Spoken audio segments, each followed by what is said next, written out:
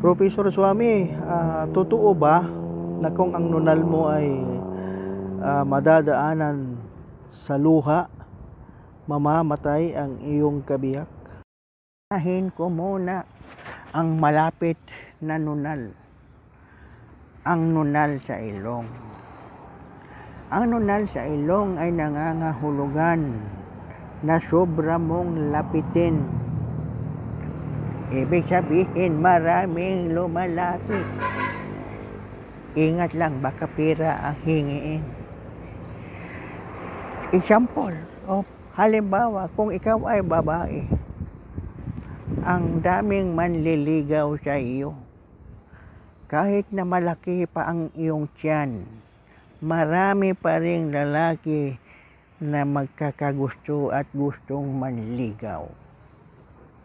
Kung lalaki ka naman na may nunal sa ilong, ito ay nangangahulugan na maraming babaeng magkakagusto sa iyo. Pati na mga bakla. Susundan ka kung saan ka pupunta. Ang taong may nunal sa ilong ay swerte din sa negosyo dahil magtatagumpay siya.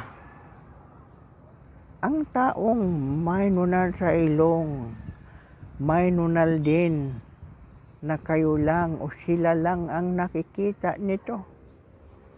Ibig sabihin, nandoon sa kanyang secret part.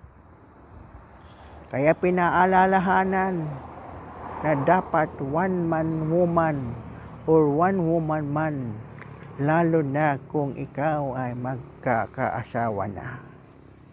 Ngayon, dito tayo sa tanong na totoo bang may mamamatay kung ang nunal ay dadaanan ng luha?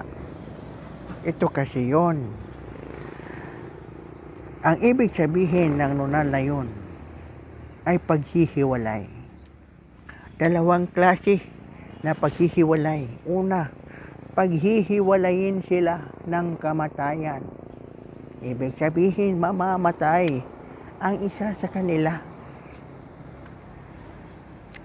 Ang ikalawang paghiwalay ay ito ay paghihiwalayin o magkahihiwalay sila dahil hindi nagkakaintindihan.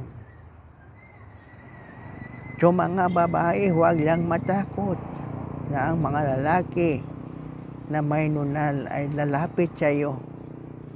May panangga dyan. Unang-una, magdasal. Yun lang po ang pinakamatindi at epektibong panangga sa mga masamang kahulugan ng mga nunal.